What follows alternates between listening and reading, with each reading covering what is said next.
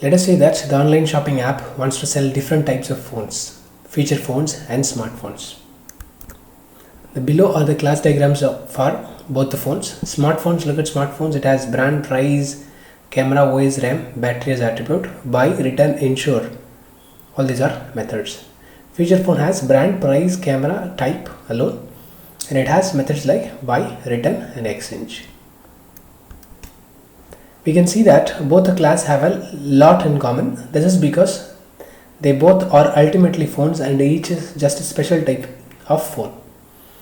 Look at brand, it has look at smartphone, it has brand, price, camera, OS, RAM, battery, and it also has methods like buy, return. And here feature phone, it has brand, price, camera and type and has methods like buy, return. Look at this, the common attributes, brand, price, camera are common in both the mobiles, and buy and return are common behavior in both the methods.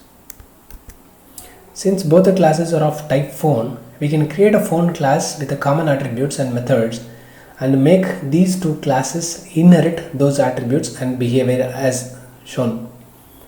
Look at this phone, a class has brand, price, camera as a common attribute, basic attribute, and basically phones will have buy and return features.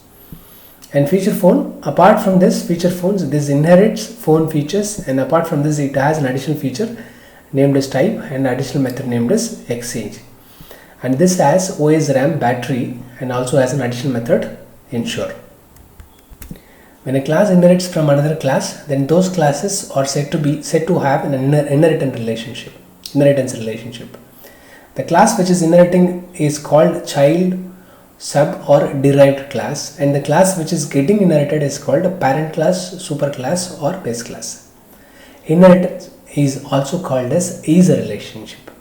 In our example, feature phone is inheriting the phone and smartphone is inheriting the phone class. So we can say that smartphone is a phone, feature phone is a phone. So which talks about is a relationship. So phone is the parent class and the feature phone and smartphones are derived class or subclasses. There are three main advantages of inheritance.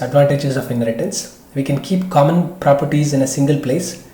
Thus any changes that needs to be made need not be repeated. Inheritance encourages code reuse, thus saving us time. If we want to add a new type of phone later on, we can simply inherit the phone class instead of writing it from scratch. Let's look at inheritance in code. For now, we'll create a phone class with the necessary attributes and methods. We'll create a feature phone and smartphone classes without any attributes or methods now. We'll create them later. Look at this. This is a phone class. We simply created it and it has attributes and methods by written, and currently we have not. We also have created a feature phone and a smartphone class, but we have not added anything right now. We also have not mentioned the inheritance relationship also, that is not established yet. To create an inheritance relationship between the classes, mention the name of the parent class in the bracket as shown below. Look at this. Feature phone of phone, which means this is a parent class. From this class, feature phone class is getting derived. Same here, smartphone of phone. Within the bracket, parenthesis, we mention the parent class name.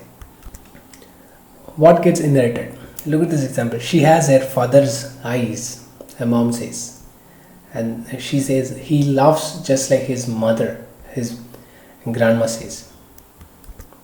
When you have an inheritance relationship, the attributes and behaviors get inherited, just like a child inherits certain attributes and behaviors from its parent. From a code perspective, a child class inherits a constructor, non-private attributes, non-private methods. This is true for languages like Java, C#, etc. Unlike other languages, private variables get inherited in Python. We'll discuss more about this later. When you say child class inherits the attributes and methods, we can treat the attributes and behavior as if it is owned by the child class itself.